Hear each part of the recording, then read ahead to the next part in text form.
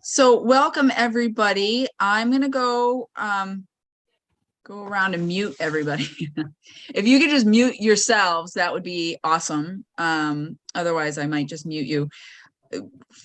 I think the format we're gonna take, first of all, my name is Mary Jewett.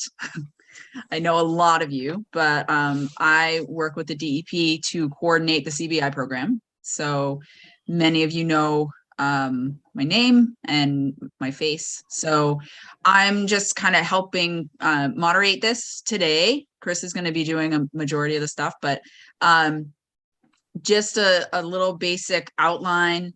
We are going to, Chris is going to go through kind of some bullet points that he wants to get out there. And then if people have questions about specific things that he says or about something that we maybe didn't bring up today, then we're going to use the chat function for that. And then I can kind of read those questions out loud and we can answer them as best that we can. Some of the new requirements, right? They're new. So we're trying to get used to things as well. So I think we're all just going to need to lean on each other for this a little bit. So I think, Chris, did I say everything? So I'm going to introduce Chris Reily. And I don't know, should I spotlight you or?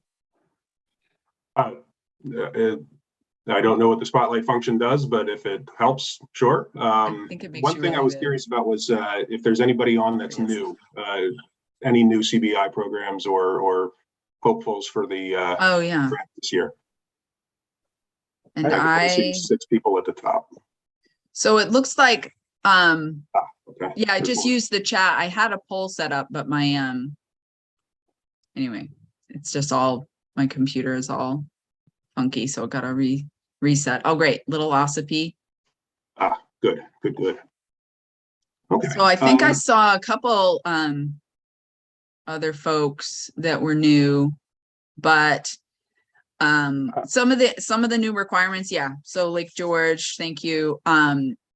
Some of these new requirements, they're brand new. So even if you've been doing the program for years, this is all going to be really important information. So Chris Reily from the DEP, take it away. Sure thing. All right. So I'm going to hope that, I don't forget anything with John and Mary here. We should be able to get all of it covered. I'll start with a little bit of background for some of the newer folks and then some important points, and then we'll get into some of the major changes. I do realize that they are quite a departure from the last season and then the season before that, but hopefully it'll actually make things work better. But we'll see how it goes. My name is Chris Reily. I'm an environmental specialist with DEP in the invasives group. John McFedrin and Denise Blanchette round out the team at DEP. Hello, Emden. I am stepping into Karen Hannell's role, and I realize those are big shoes to fill. She knew everything and everybody, and I'm just trying to keep all of it together and hopefully continue without too many bumps in the road there. As far as the CBI program, it is 20 years old or just over, and as it stands right now, over 1.3 million inspections have been done, over 3,500 saves have been made, and I am currently playing with that data and trying to figure out, are there things that we can do to start, making the program more effective. An example of that right now is that the data shows, and I'm going to make sure, I'm going to double and triple check. Might make a lot of sense to try and shift the window, and that meaning that May and June, or at least the earlier part of June, by the numbers are less important than the remainder of September, or even into early October. And I am going to do a presentation with greater detail at the summit, which, Mary, if I'm correct, was April 28th. April 28th. That's the plan. We haven't announced it officially, but. Oh, shoot. I'm sorry. It's okay. Sorry. I should have said spoiler alert. Yeah. I'll try not to give too many other things away. That's fine. No, it works. So some important points before we get into the changes. Just some reminders. Infested lakes do not need to apply. That's John's wheelhouse. No change from last year. It's just follow the same process you would have otherwise. Reminder that the match needs to be 100 or must be 100%, but it can be any combination of cash and in kind. Got to be at least a little cash, but it can be significantly heavier on the in kind end of things if it needs to be. Deadline for the applications is the 28th of this month, February 28th, and I'm gonna do my damnedest to make sure that the decision is made by April 7th. And so with that said, I think I'm going to go ahead and try to get into the some of the changes from last year. The overarching reason, I'm just going to go ahead and try and answer that question right off the bat. We were the exception to the rule with being able to send out the first payments, so to speak, before anything was done as far as the programs were concerned. And it was decided that we are going to be brought more in line with the way the grant program and the contracts are done, wherein they want to see some sort of result before the first payments go out. And that is a driving reason behind a number of these changes.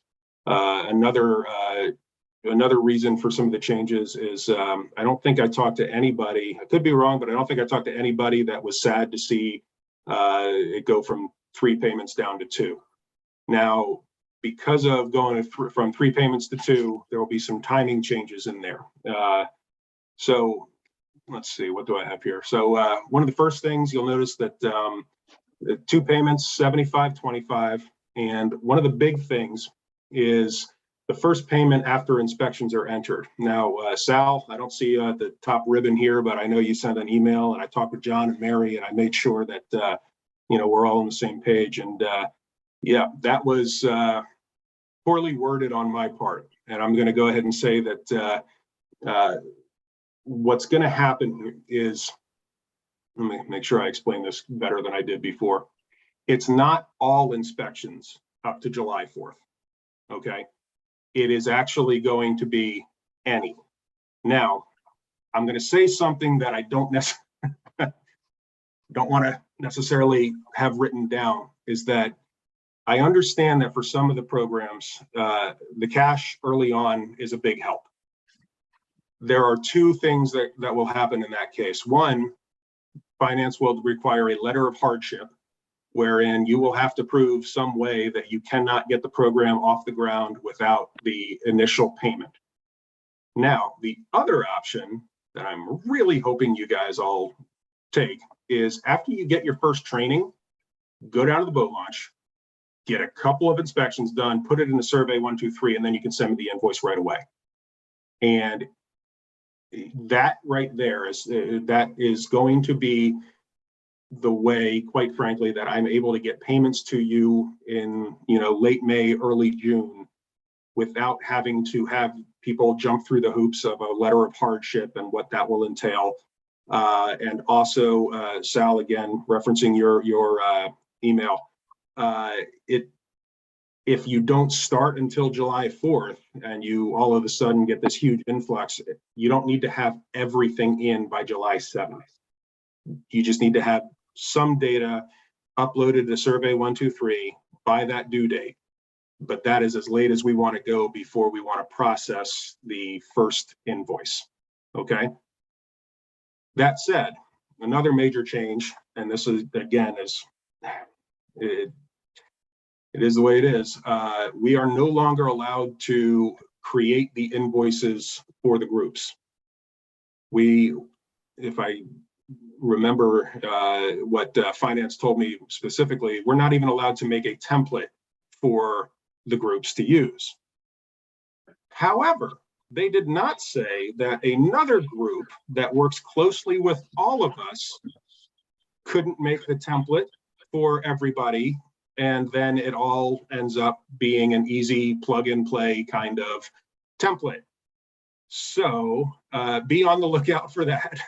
and you saw Mary raise her hand. We're going to end up working closely on what needs to go onto the template. The contract number will be the same. I still got to figure out how to do the account number and all that, but the template won't come from DEP, but we were not told you can't use a template. And as long as it doesn't come from my computer, I'm going to call that fair game. So just to recap those changes.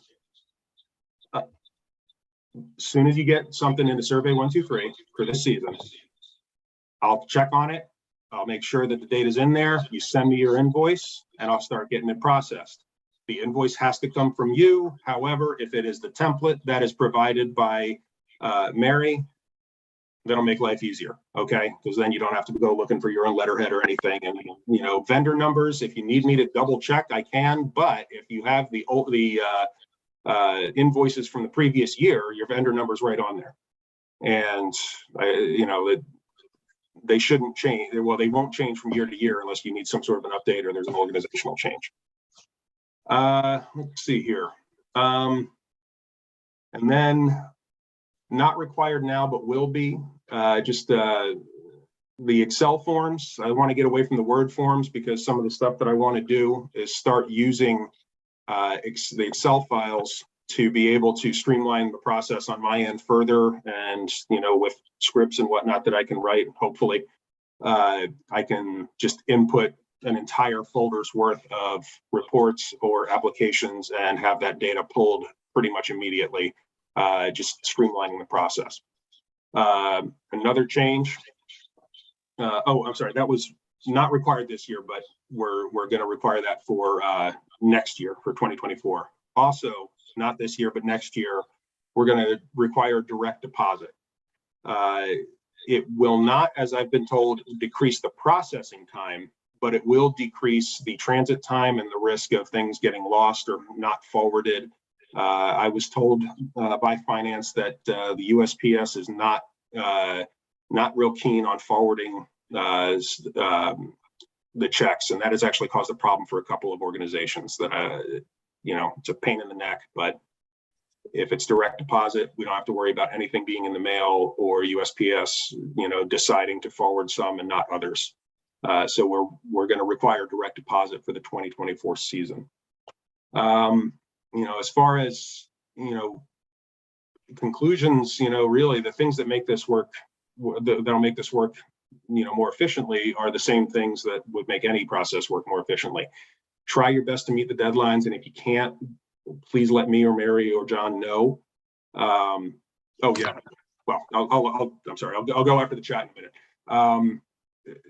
Ask questions if you're not sure. You know, my whole role here is really to try and help you guys, you know, through this whole process. I want to try and make this as painless as possible.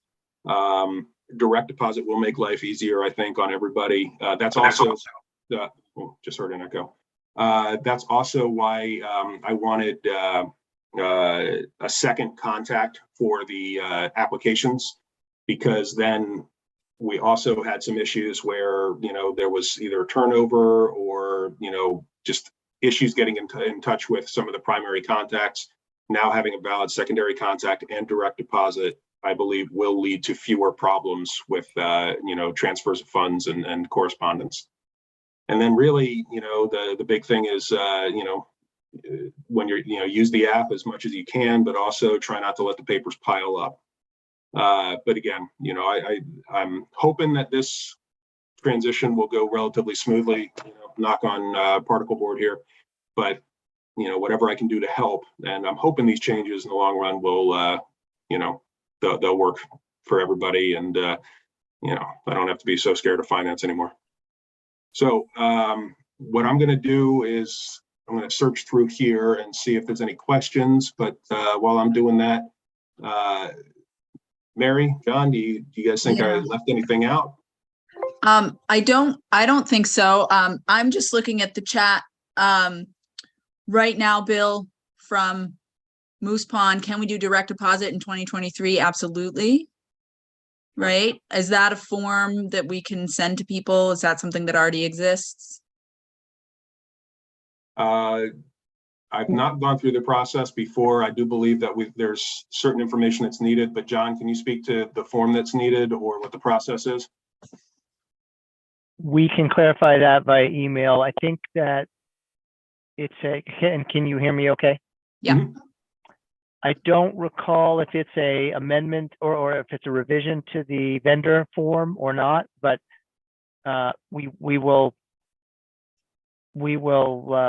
verify that and can we email everybody about that if they want to Yeah. go?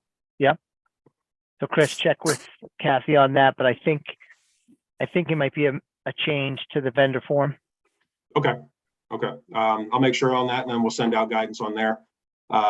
Let's see, Lindsay, to everybody, is there a lake with an established program that will be willing to talk to us? We are new to this grant process, and while this detailed information is great, we have other questions related to the process. Okay. Happy to talk to you. You know, Mary is absolutely, wonderful with all of this. And quite frankly, if you ask me questions and I don't know, I go and I ask her anyway. So Yeah. So Lindsay, just get in touch with me. I sent out the reminder yesterday, so you can just respond directly to that. That's kind of my job there. So Sal, the second contact, is that the local contact on the grant application? should be a section for secondary contact, but as long as the local contact or secondary contact is different than the primary contact, I just want more than one person to get in touch with if it comes down to it. And yes, we will provide the process for setting up direct deposit. Lake George, is there a recommended or standard number of hours per day and days per week for inspection? It is whatever you can give us. Weekends obviously are the high traffic times. But as it stands right now, every inspection seems equally likely or unlikely to turn up something because the rates per day of the week don't change. So that said, it really, some people are going to focus almost all of their hours on the weekends. Some try to get every coverage through the week. Quite frankly, any eyes on the boats are better than none. So we can talk about that. I'm more than happy to meet with people, by the way. I'll drive all over Helseth Acre if I have to and, discuss things like this. John has his hand up, but we are more than happy to meet with people and talk about, how to schedule whatever you need, get you guys up and running. John? As Chris mentioned, he's been crunching a bunch of the data that we have from the last 20 plus years. And he will and he also mentioned the Invasive Aquatic Species Summit, which we're hoping to hold in person for the first time in a while at the end of April. And he may have some more guidance for late established and new courtesy boat inspection programs to that based on following up on the question about standard number of hours. In addition to what he said, we may have some more guidance to suggest timing. And I just wanted to add something about the template, so that's not a big bugaboo. If Mary makes a template, the key things to have on your invoice. It could be a piece of paper that you put a header with the name of the association and the address on the top, and then you need to have the amount and an invoice number on the template and the amount, and that would probably be about it. A date.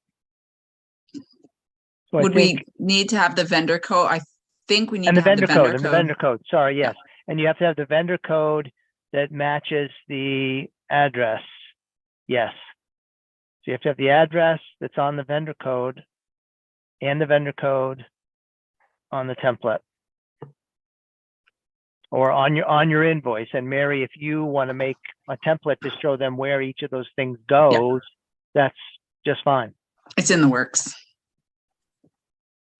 It's in the works. And I wanted to just add something because I saw an application came in and the pay rate for their inspectors was I think 13 maybe.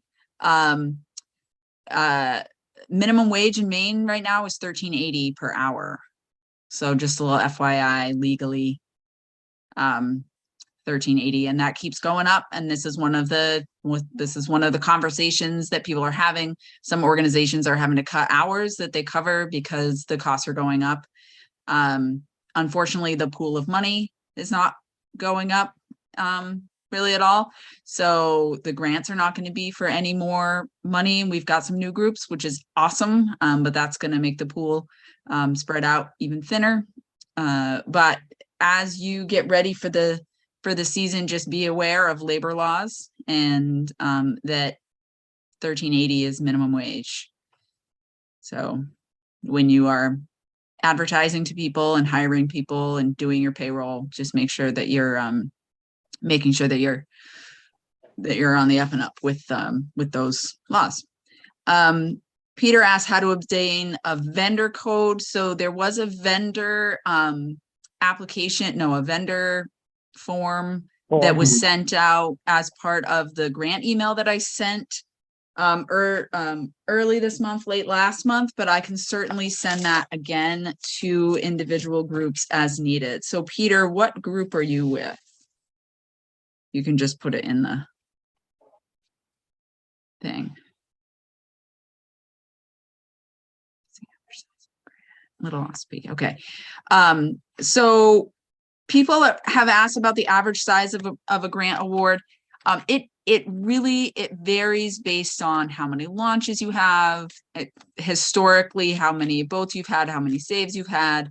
But I did do like a finding an average or a mean, I guess, on the grants from last year, and it's about like $1,500 to $2,000 for like a single ramp lake with a program that is already established. So that's the average. Again, we've got new groups coming on, which is wonderful, but we may see the grant awards go down a little bit because of that.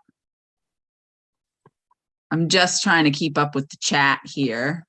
Mary, there's a question about the need for a vendor code. I'm looking, it says I'm looking at a previous grant and do not see any vendor code is on there. The key thing about the reason we need a vendor code for every organization is so that we can provide the grant money. I don't know what group are you from? Is it Durrell? Am I saying that right? Yeah, Yes, that's it's Medibemps. Yeah, it's Medibemps Lake, and you know I've been putting the grants in last couple of years. I'm looking at them and I don't see a vendor code that we have a tax identification number, I'm sure, and I can get that. And I also don't see on your email, Mary, that said that there were some changes coming in. I don't seem to have an email that's got that form, that vendor code form or anything like that. So yeah, it was in the initial grant email that came from our constant contact email that had the links. So, but I can certainly send that again, and it's on our website. Let me get that link up, because I think I've now put a lot of the necessary forms onto. yeah. So Mary, I have the email that you sent out on February 3rd, and that announced the changes and this meeting, and it has the grant notice and then the two links to the grant applications. Mm-hmm. I don't see anything on here that links me to a vendor form. Wait a minute. Number is not required. Do not use social security number. Information about obtaining, and no, that's just to obtain, and we don't need to obtain it, so that doesn't. Oh, never mind, found it. So unfortunately, I'm glad that you went through that whole email, and it's something that is rough because we do have a lot of information in that initial email, and I've tried to make it a little bit more user-friendly, but it's hard. So my grant resources page is mostly up to date, and I will share that with the group, but I just realized the vendor form is not actually in there. So, but I will I will share this link. And that has some valuable information on it, including the grant forms, and it will have the vendor form on it soon. And but as the season progresses, I'll share that again a million times. But just And so does that, I also didn't see on the Excel, I will be using the Excel form, Mhm. and I didn't see on there where we put that code. you don't. So it's not on the application. No. Okay. So we're talking about the invoice. Oh, that- okay. Yeah. So Okay. All on right. the invoice, you'll need. Got it. Boom. I'm glad that we figured that out. Darrell, it's right Lake on your Shore. one from last year, by the way. I got it up on my screen. I'm not going to share it because of the information, but yeah, all you got to do is look at the old invoices. They're right there. The old invoices. Yeah, the Yeah, if you go to invoice from your invoice last. from last year, it'll have the vendor code. The contract the contract code may or may not say the same once I update the blanket contract, but the account code you won't have to worry about that. I'll provide it, or I'm not quite sure how they're going to communicate that with me yet. John? Chris, but I think that the thing that is the missing piece here is that Darrell probably never saw the vendor code, because we did all of the code. We created the invoices still last year. So she would not have seen the invoice. No, they saw the invoice. Yeah. They had to sign it. So Darrell, I don't know if maybe it was I think my treasurer does that, right? Yeah. Maybe. Yeah. I think maybe that's the deal, is that she does the invoicing, and that's why I'm clueless. So Yeah. And again, Well- that invoicing was new last year. So, but everybody should have gotten one for their final payment. Yeah. At the very least. I'll connect with Diane. She's been, she's longstanding and been doing this forever. So I bet that's the deal, is that she's the one that actually did the invoice part. I just do all the data entry and make sure you get all of your information and on time. And then I believe she does the invoice. So Yeah. Mary, it's a question about signs, tools, uniforms, etc. Yeah. So Lake George, yes, there's t-shirts that are provided. There's brochures that are provided. I'm going to be ordering some stickers that are provided. There are some things that you can pay for, like hats and signs, inspector on duty signs. I'm going to be sending out information about ordering supplies soon. I usually do that in March. So I'll be sending out information about ordering those supplies. As far as things being required, I think you all maybe already have a uniform. We do have groups like marinas. There's other state parks or regional parks or towns that do inspections, and they wear their uniform. So some towns, they have like a beach attendant.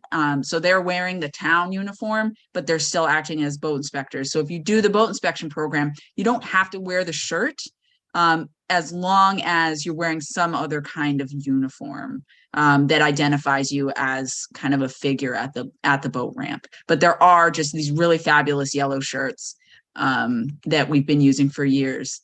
And anybody getting a grant gets three of those shirts for free, and then you would pay for additional shirts if needed. Yes, please. So I'm going to add the vendor code. So again, for Lake George, I'm going to add the vendor code to that resources page that I just shared. I'll put that in there so that people can see that. John. Diane asked, are we thinking of new ways to help the pool of funds, like stickers for non-motorized? There's no current thought of doing that. I'm not saying we're against it. It's just not something that we're working on. That would, maybe you're thinking of a voluntary payment for stickers. I'm not sure, but there's nothing in the works for any legislative initiative to require that non-motorized watercraft pay a sticker fee. I think Chris Sorry. Go ahead. That means, sorry, John. Just addressing Diane and everybody, we are putting forward a bill to increase the sticker fee for motorized boats. So we're gonna try and get that done again, because there's a really good argument for trying to get that pool of money to be bigger. So that is gonna come before the legislature at some point. I don't even think it has a number yet, but that'll come up, and obviously we're gonna encourage our local and state legislators to pass that, to get some more money, because the nonprofits, as you all know, are really taking the brunt of that program, and it needs to be an effort for, I think, more heavily on boaters. So So that Mary, will be for this year, it'll be for next year then? the new funding, Yeah, the new sticker increase. yeah, well, potential sticker increase. It hasn't passed yet, but yeah, I believe that would be for next year. Yeah. If, Yep. fingers crossed, if that passes. Mary, question about the summit. Will it be Zoom or strictly in person? I don't know that it's definitely going to be in person, but we talked a little bit about the possibility of having some presentations, but I don't think we've established whether that's going to be possible or not to broadcast those. Have we? No, we have not. We're not planning on doing the summit virtually. I am planning on doing an in-person CBI training at the end of the summit, which we have done historically, and then also offering an online training for the CBI program. So you can either come in person, which would be wonderful to see you, but yes, it is a very big state. So if you're not able to make it to the summit, then there will be an opportunity to do a CBI training on May 4th, which I will send information about that as well. And I'd just like to add real quick also that very quickly after that, on either the 9th or the 10th, once we lock down a day, Becky is available to do a CBI app training. So she's on board for that. Lindsay, the training process, how does LEA train the inspectors? Feel free to save this question until the end, as I'm sure established programs already know this.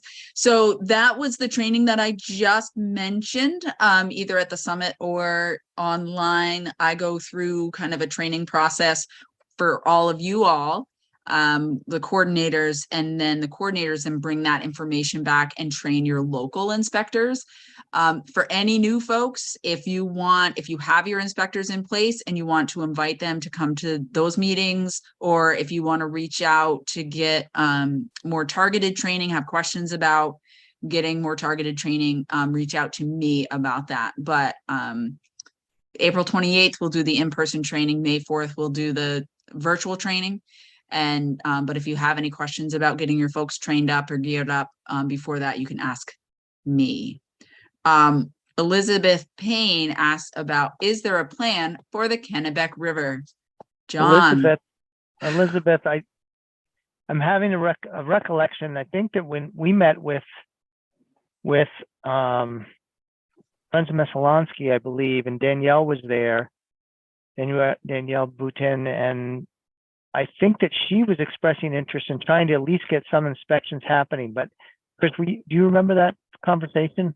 Or no, I don't. Or am I imagining might have been before my time. Anyhow, we don't have a firm plan for inspections in the Kennebec, Elizabeth, at this point, but I will follow up with Danielle, or maybe it was Michelle Flelling at Fairfield. I can't remember, but there was some interest in trying to get something going, but I'm not aware of anything for sure yet.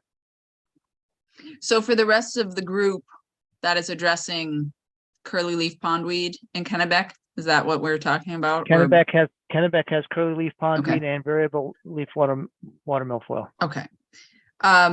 Patricia from Midcoast Conservancy, I am looking into getting CBI vests.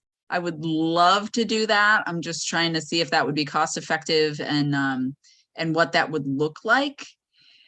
So I'm hoping for vests. We will see. I agree that it would be nice for people to layer. Those early mornings are really, really cold at the boat launch. We do have sweatshirts available to buy, but they're expensive. So having a vest would be good. So I'm looking into that. One of our long standing courtesy boat inspectors has an old, like, official vest that he wears. Ooh, I'd love I to don't know know. where he got it. Yeah, I have no knowledge of the origin story of it, but he wears it, and every time I'm like, this is the best. Can you send me a picture of that? Yeah, I can see if I can get something from Okay. him. Yeah, that would be great. Yep. So Ellen's saying, I still struggle to close the loop on unknown plant samples we get. Should I wait until the summit to worry about that? So that is, for those of you that are new or not aware, I'm assuming you're talking about if you put into the app that it was an unknown plant and that you are going to send a sample out or send a picture out. How do you get that information back from the state? And that's tough because sometimes you want to go back into the, you hear back from lake stewards or from the state that that a plant sample is either invasive or not invasive. You go into the app and you change it in the app. Or more likely, that information goes to the state, and then Becky Schaffner, who developed the app, will mark that as invasive or not in the dashboard, so that you can see whether or not it was invasive in the dashboard. So I guess, Ellen, I'm not totally sure. That could be something we will address at the summit or at the app training with Becky, which is going to be in May.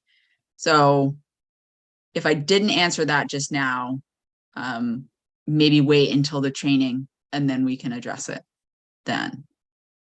Darrell about asking for a reminder how to download the 2023 survey into ArcGIS 123 or the survey 123. That is not available yet, that download. So that will be sent out as well once we get the date of the summit nailed down and the app trainings nailed down. We will get the that download out. And to that, speaking a little bit to that, Becky is also working on developing a way for you to submit your inspector names online. So you can we'll have a form that you can fill out and send her that information so that she can get your inspectors into the app easily. But yeah, all of that, the new download. Last year, we didn't have to re-download it. It just kind of was an update that you could do in the app. So we're just going to have to see. That's not developed yet. My issue is the laptop that had my survey blew up this year, and I had to get a new laptop. So, I mean, it didn't blow up, but I mean, the keyboard went wonky and I can't really, it's not reliable. And so now I've downloaded the app to my new laptop, but of course I don't know where to go to get, can I even get the previous one? You should be able to. I would say just wait and then probably just do the whole process again. I would say just wait. It doesn't take too terribly long, and that's something we'll go through at the training. So Raymond's asking about on average how efficient are applications proposed hours versus actual hours. If average grant is 1,500 to 2,000 per ramp, what is average grant request for grant ask? So I'm assuming that means how much people generally ask for. I think a lot of groups just ask for kind of what they've gotten in previous years. But that's what I do on ours. May I? Yeah, John. Typically and I think Mary mentioned this already, but typically for a lake with one access point, the grants are on the order of, as you say here, well, I don't know, $1,500 to $2,000 typically. That's what they've been, and that's where we started. And sometimes, for groups with multiple lakes, it will be more than that. And again, it's based on these data that Mary mentioned, but typically it's been 1,500 to 2,000. But Raymond, I may not be understanding your specific question. No, per week? No, this is for the total grant. Whole season. Right. Total grant. Yeah, what I've got I'm doing Raymond Waterways, and I've got a number of years in front of me looking at them.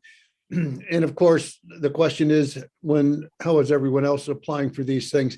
When you put down the estimated number of hours, how does that compare on average statewide with the actual number of hours that are achieved?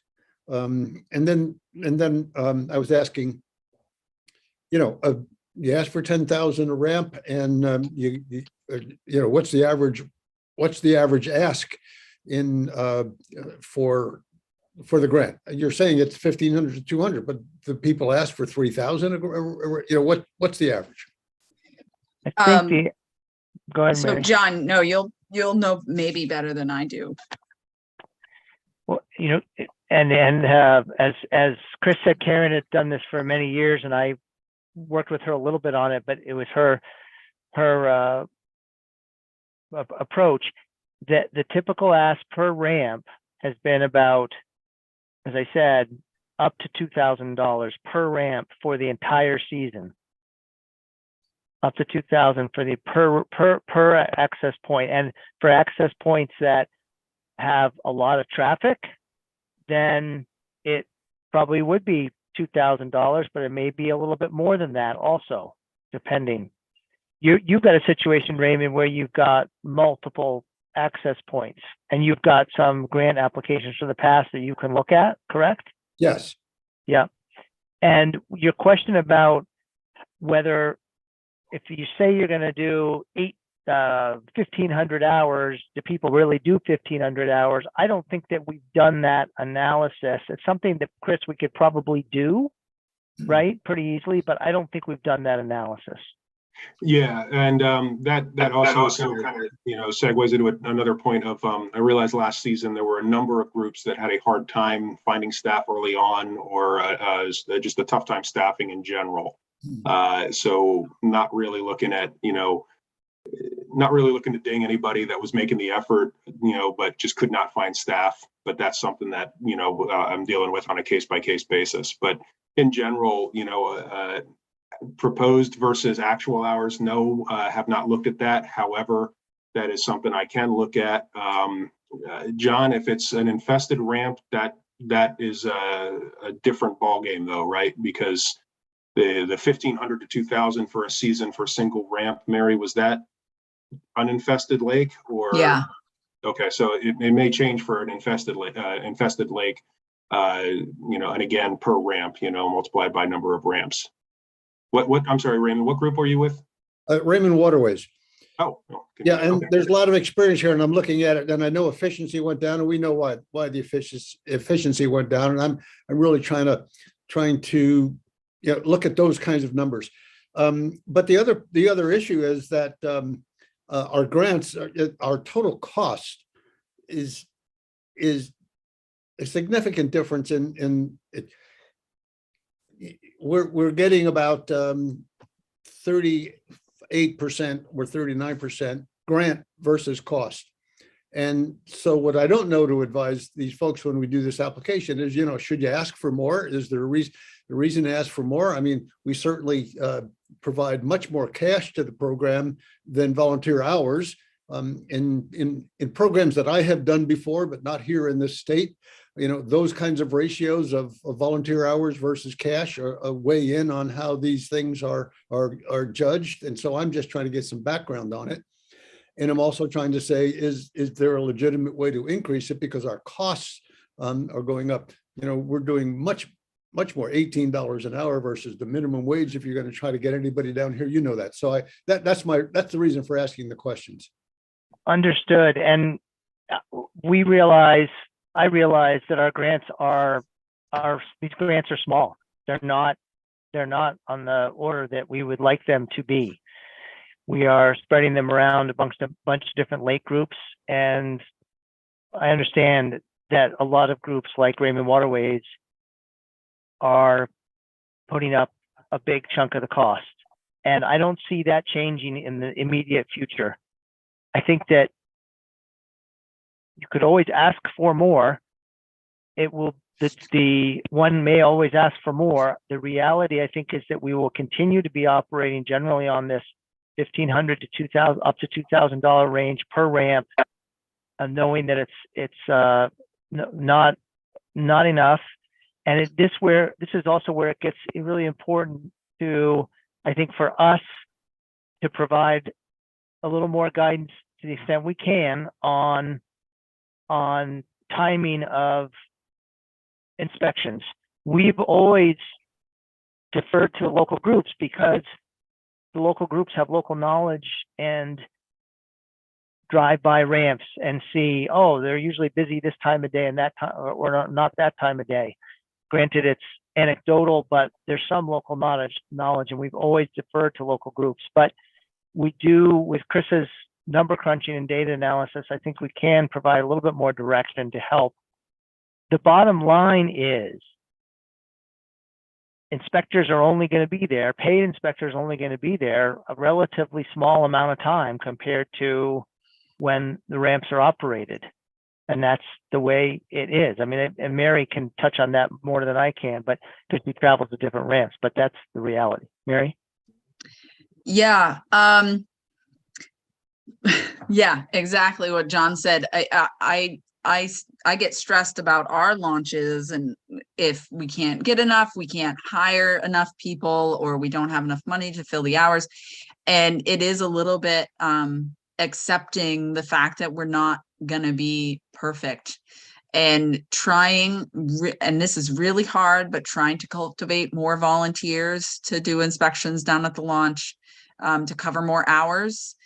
And yeah, the pool of money, you can certainly ask for more money, but I don't know, because I don't determine how much people get, but I don't think we look at applications and say, wow, they really want more money, so we should just give them more money. We understand that everybody, I mean, many, right? I mean, you could give it a shot, but many groups, most groups, I would say, are putting up more than half of their, at the very least, more than half of their program is cash match. Actually, more, you have to have 100% match, but people are putting in a lot of cash.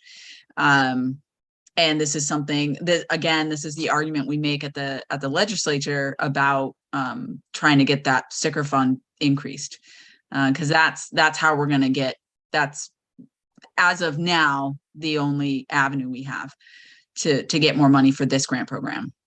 Some of the things that we're looking at, and Chris may have already touched on this, but are things like at each ramp, the total number of inspections, also the rate of inspections, the inspections per time period, to see what is it, right, Chris? Those are, do you remember what the other ones that we look at are? Other parameters? Oh, sorry, I was actually typing what I probably should have said out loud. Yeah, so shifting the window it does a couple of things. One, if you're going to have a hard time finding staff, it gives you a little extra time to get started. And then also, there are going to be there will be certain times that are more valuable than others. In absolute numbers, the weekends are still going to be more valuable. However, the chance of a certain, chance of a save is equally likely per inspection based on, the number of inspections per day versus saves per day, et cetera, et cetera. I'll be able to make a lot more sense, or I'll be able to make it sound like it makes a lot more sense by the summit as I put all of it together. But that's one of the things we're trying to do, is make sure that because the pot of money is not necessarily increasing, the only other answer is to figure out, greater efficiency. And so that's hopefully what I'm going to be able to get to. Can I ask one more question? Does the risk of infestation number influence the grant? The DEP's infestation probability score, is that counted in when you're awarding the grant? That is considered. The vulnerability score is considered. One of the, of course, problems now is that we have invasive aquatic plants spread throughout at least the southern part of the state. So many of the lakes are considered moderate to even high risk, but it is considered.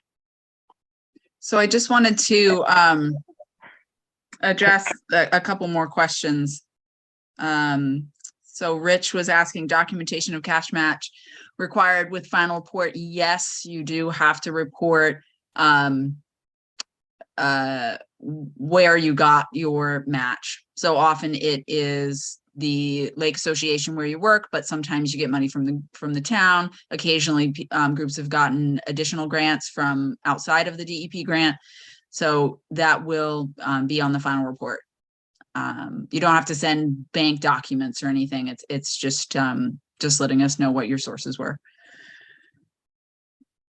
So Elizabeth, so what you're saying is start in June. I will say, as far as rate of catching plants is higher the further we get into the season, right? So Memorial Day weekend is wonderful and you get a big volume of boats, but the chances of having a plant are lower. I'm not saying they're zero, but if a bunch of boats are just coming out of storage, that if you need to target your funding somewhere, I would say later in the season, as far as the risk of actually having a plant or an invasive species coming in or out. So that's kind of what we're saying. That being said, college kids get home in May and they want to work. High school kids get out in June and they also want to work. So you got to think about the pool and who might be available. John? I wanted to follow one more thing with Ray, because he's Raymond Waterways. So you have ramps on Sebago, right? And just so you're clear that you don't apply for Sebago because it's an infested water. Yes, I understand that. Right. Okay. I got it all here. All right. Yeah. All right. Just want to make sure. And another, just a related thing to what Elizabeth says about finding staff, which we get. One of the things that happened last year is that some groups, because they couldn't find staff, we had made the initial payment. They had to, and they didn't find any staff. They had to return the money to the state, and that's not something that is seen as looked on favorably by our financial people, because they then say to us, well, if they sent the money back, why did they need it in the first place? So that's, again, part of the reason why we're saying, okay, when we have inspections, get inspections in there, then we process the invoice as quickly as we can. Chris, did you want to say something more about Sal's question? Yeah. So let's see. We started around Memorial Day. I've wondered how high the risk is so early in the growing season. I've broken it down by month. I've broken it down by day of the week. I haven't broken it down by specific week yet. And of course, that ends up getting somewhat skewed because certain weeks or weekends end up being higher in volume than others. So, you know, at that point, I got to figure out how coarse a resolution do I want to look, or how fine a resolution, because, you know, a holiday weekend can, you know, greatly increase the number and therefore the absolute number of saves. That said, as Mary had mentioned, the trend seems to be, let's see, how can I put it? There are definitely invasive saves and plants found in June, that definitely. However, by the numbers in September, there are fewer groups by far that will do inspections all the way through September.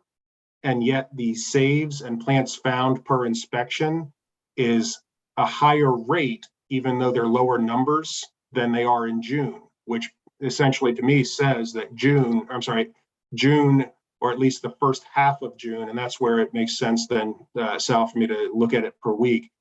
The first 2 or 3 weeks of June may not be the valuable ones, but all of September probably is. And we've got groups that they stop in September, you know, the first week in September or Labor Day.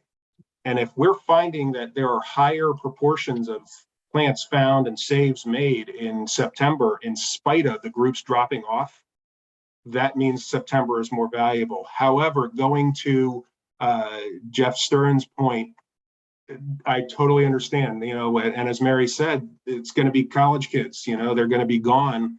That's why this is not a requirement. This is more of a suggestion and a hope. Any eyes on the boats are better than no eyes. And so if it comes right down to it, and you can only do, a certain window that ends on Labor Day or when the college kids go back, we're grateful for it regardless. But if, pie in the sky, you can shift the window, I do think that September will result in quite a few more saves. But, the actual timeline of start to finish is not a hard requirement, as long as there's some inspections that have been entered before July 7th. And I just see, Elizabeth also wrote, and very good point. I always feel like education piece is just as valuable. So yes, if you do start Memorial Day weekend, you're also hitting a lot of people with the education piece. So, if you can do the whole thing, Memorial Day to Indigenous Peoples Day would be ideal, right? Because you're getting the education in the early season, you're getting the actual plant catches in the end of the season, and we know that the CBI program is more than just finding plants. It's also the educating the boaters, encouraging them, hey, for the rest of the season, make sure that you're doing this process and encouraging people to inspect their own boats. So this is, again, like Chris said, it's not a requirement, it's guidance. It's just information. We're just going to get as much information out as possible so that people can make the best decisions for their groups based on the funding that you're able to get. And the employees, your volunteers, when are they available? And we don't want anybody to feel like you're failing if you're not able to get people into September. It's just guidance. It's just data so that we can make the program stronger if possible. And hopefully if we are able to get additional funding moving forward, maybe into next year, things will shift again and we'll be able to do more again. But yeah, a lot of groups last year had a hard time finding people to work, including us at LEA. So it's limited, and we all just do what we can, and that's how it's always been. Might not have shirts that small. Who needs a really small? Anyway, I do not have any CBI Look at onesies. Lindsay. Look at Lindsay when she's holding her child. You need no, I it. can't see that. You need a CBI onesie. You need to make a CBI onesie. I feel like we could cut. I think we could cut one up. It wouldn't be safe to have a baby right next to the lake. I wouldn't advise that. But that's just guidance. Just guidance. So no requirements. So communication is always open. If people have more questions, you can ask right now. We are here, always ready to answer as many questions as we can. And again, moving forward, we've got some new stuff happening, and we're often just kind of learning at the same time how to best move forward. And I think the big struggle right now is the funding piece. And again, we're all doing the best we can to make that happen, and we need to increase the sticker fee is one of the goals. And the DEP can't do that for us, right? They're helping us by allocating the money to us, but as citizens of Maine, we need to work on passing that legislation that will increase that sticker fee. So, but communication is always open. If you have any questions moving forward about the application, about any of that grant process, both Chris and I would say email both of us, just so that we're both in the loop on that. And you'll be seeing more communication from me about the summit, about the trainings. I will probably be bugging people about getting their applications in by February 28th. If we don't hear from you, probably that week, I'll start bugging people, because getting, again, like Chris said, meeting all the deadlines is going to be pretty critical for having this be a nice, well-oiled machine moving forward. The more we Mary, yeah, who do we excuse got? me, in the meantime, we need to get to you to send out to everybody the details on how to get direct deposit, right? Yep, I'm going to put the vendor form on our website and get the directions for that direct deposit, and we'll get that out to groups, because the sooner that gets in there, and the state, it's not wicked quick, so they'll need the time to get that information in there. One thing, it also, if we're kind of wrapping up here, I want to reiterate, because I'm not writing this down. I don't want to seem shady here, but in order to avoid the hardship, all you got to do is as soon as you got trained, get a couple of inspections in, even if it's just, the coordinator running down to the launch with a clipboard. As soon as those go in, you can send in for your first payment. And, that's kind of, like I said, I'm iffy on that. I want to be careful with that one, but as far as writing that down, but as far as getting that payment as early as possible without having to go through the hoops of the hardship letter, all it takes is a couple of inspections entered. And then if none show up from then until July, you did your part of the bargain, and you got some work done, and then it becomes a reimbursement instead of a front-loaded payment. So that's one big distinction I want to make as far as getting paid sooner in the season than later. And I do want to, Sal just shared, your towns have a vested interest in clean lakes. If you haven't done so already, make an appeal showing how the town's well-being is tied to their lakes. Yeah, if you haven't made an appeal to your town to help with the CBI program, that would be a really good step to take. And think about other interested groups, right? We've had groups appeal to local businesses. A business will sponsor a weekend of CBI. So think about, there's a lot of people that are that need our lakes to remain clean. So think about other folks in your community, not just your lake association, because that might not be a very big pool. You don't want to tap people too many times. So think about other groups or for-profit businesses in your towns that could help with that, help offset those funds. So if there aren't any other questions, Chris, do you have any little nuggets? Nothing I can think of other than that, give me a call. And also, part of these programs is, getting me out there to see, I'm happy to meet, virtually. I can meet on site, with enough notice for the on-site, kind of deal. But, I do enjoy seeing the places that are doing the inspections and getting to know the people that are directly involved, so I'm hoping to talk to, as many of you as possible, either virtually or in person here over the next couple of months, maybe years. Yep. Thanks, Alex. Yeah, and Lindsay, welcome to the crew. The more lakes that have these programs at whatever capacity, right? No pressure. Like what Chris said, any eyes on the water, any eyes on the boat is better than none. So if you're just starting out, or if you're an established group that isn't able to get a lot, maybe as much as you have historically, it's better than nothing.